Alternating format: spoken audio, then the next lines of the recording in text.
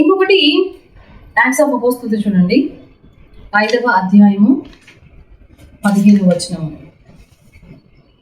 ఇక్కడ ఏం మాట్లాడతారంటే, అందుచేత పేతురు వచ్చుచుండగా జనులు రోగులను వీధులలోకి తెచ్చి వారిలో ఎవరి మీదనైనను అతని నీడ అయినను పడవలనని మంచముల మీదను పరుపుల మీదను వారిని ఉంచిరి.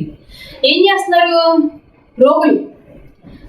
ఆయన నడుస్తూ ఉంటే, పేతురు గారు నడుస్తూ ఉంటే, ఆయన నీడ పడితే సాగరా బాబు అని ఆయన వెళ్తా ఉంటే దారి పొడుగుతా రోడ్డు మీద పేషెంట్లు ఉడకబెట్టేవాళ్ళు. ఎందుకని? ఆయన నీడ పడితే చాలు స్వస్థతలు జరిగాయి, ఆయన నీడ పడితే చాలు విడుదల జరిగాయి.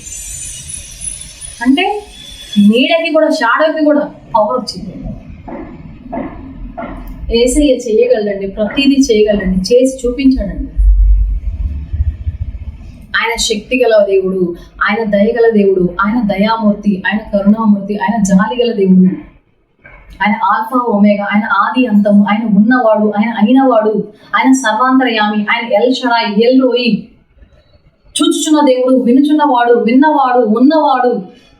నేను ఉన్నవాడను అంటాడు, నేను విన్నవాడను, నేను ఉన్నవాడను. అలాంటి దేవుడి దగ్గరనే మనం భయపడేది వద్దండి. అంటే మన యొక్క నీడ కూడా అద్భుతాలు చేస్తుంది. ఈయన శోధనలో మనం ఇలా చేయాలి, అంత పెద్ద పెద్ద శోధనలు కాకపోయినా నువ్వు శోధింపబడుతున్నావు అంటే నీకు వచ్చే ఆశీర్వాదాలు చెప్తున్నావు అమ్మా, అంతకు మించి ఏం లేదు. నీకు వచ్చే ఆశీర్వాదాల్లో ఏమున్నాయి? దేవుడి కోసం ప్రార్థన చేసిన తర్వాత నీకు చేయాలి ఏమంటే నీకు సాధారణ మీద అధికారం ఇస్తాడమ్మా. నువ్వు పాములు ఎత్తి పట్టుకోవచ్చు, లేకపోతే దెయ్యాలు భారతలో వచ్చి దెయ్యాలు నేను చూసి ఉనికిపోతాయి, భయపడిపోతాయి. రోగాల మీద నువ్వు హస్తం ఉంచి ప్రార్థన చేసినప్పుడు వారికి అద్భుతాలు జరుగుతాయి. కొత్త భాషల్లో మాట్లాడతావు, మరణకరమైనది ఏం తాగినా మనం చనిపోము. ఇంకోటి ఏంటి, దేవుని యొక్క దూతలు వచ్చి మనకు సపర్యాలు చేస్తారండి. దూతలు మనకంటే గ్రేట్ అనుకుంటారు, దయచేసి ఎప్పుడు అనుకోవద్దు. దూతల్ని దేవుడు మనకి పరిచర్య చేయడానికి దూతలు ఉంచాడు తెలుసా. ఎంత ఆధిక్యత మనకి ఇస్తేనే పెచ్చ వేషాలు వేస్తున్నాం తెలియక.